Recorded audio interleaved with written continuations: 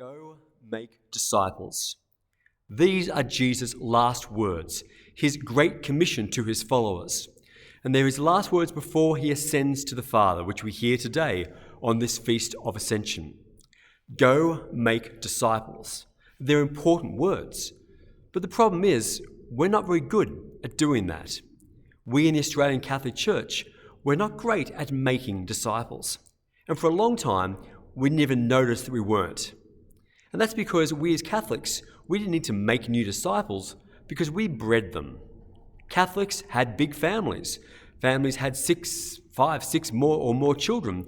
And so even if only half of those children grew up to be adult churchgoers, the churches were full. And we looked like we were doing a great job. In the last few decades, though, as the Catholic birth rate has declined to be on par with everybody else's birth rate, we've been able to supplement the church in a different way. Migration. We've had faithful Catholics from all around the world migrate to Australia, and here in this area, particularly of Epping and Carlingford, many from India and Asia, who come bringing their strong faith with them to bolster the church. And that certainly is wonderful. Migrants in their first generation usually are very faithful to the religion, no matter what it is, no matter which country they've come from or which religion, whether that be as Catholic, Christian or Hindu or Sikh or Muslim or Buddhist. They tend to be very faithful and strong in their faith. It often changes, though, in the second and third generation. But so at the moment, we don't really notice that we're not making new disciples because our churches, or at least our parish here, we're still doing well. If we look at every May, we count the number of people at Mass, and we're 100 people up on this time last year, and we're 100 people up last year on the same time the year before. So we look like we're doing okay, and we certainly are doing many good things in our parish. But in many ways, our good numbers are bolstered by high levels of migration in our area. Imagine if there were no new migrants. What a different, diminished church we would be. So we have to face the question, why aren't we making disciples? And what can we do about it? Well, I guess we have to answer the question before that, what is a disciple? Jesus tells us to be disciples again and again. In this commission, he tells us to make disciples. So what is a disciple? Well, I like to define it as a disciplined follower of Jesus, with that word discipline and disciple clearly having the same root. That we can be a follower of Jesus, we can be interested in him, we can be a fan of Jesus, we can be curious, we can be searchers, and these are all good things to be. But until we actually are disciplined enough to say, well, no, I actually choose to commit myself to Jesus in certain ways, we can't say we're really disciples. Father Mike Schmitz, that impossibly square-jawed American priest podcaster, puts it very simply, a disciple is someone who rearranges their schedule to get closer to Jesus. So I wonder if we can use that as our benchmark.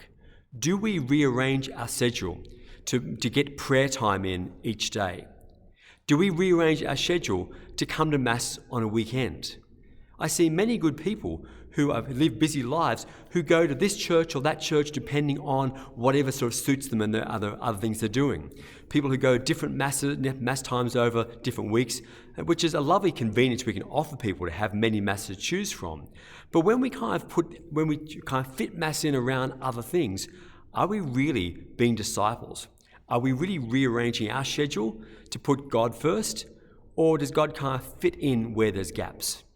And I think that's probably true for many of our good people in our parish, that we haven't quite made that next step, where we are believers in Jesus, and that's good. We are interested and we have goodwill, that's good too.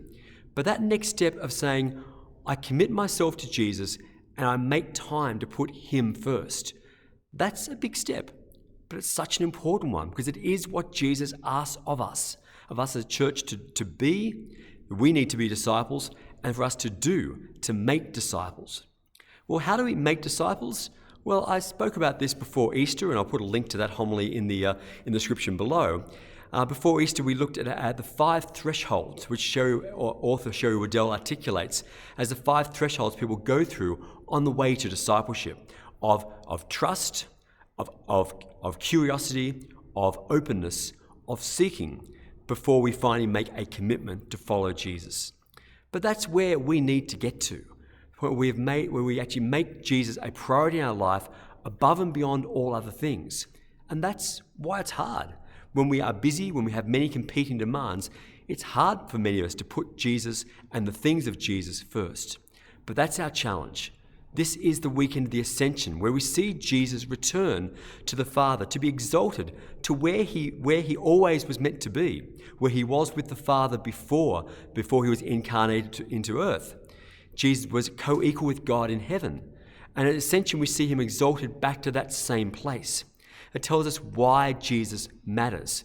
Jesus matters because of who he is. He's not just a nice guy, not just a nice teacher we can choose or not choose. He is the one who demands our allegiance, demands that we follow him. So let's go make disciples. But let's first make sure we are being disciples. And let us celebrate that together this weekend.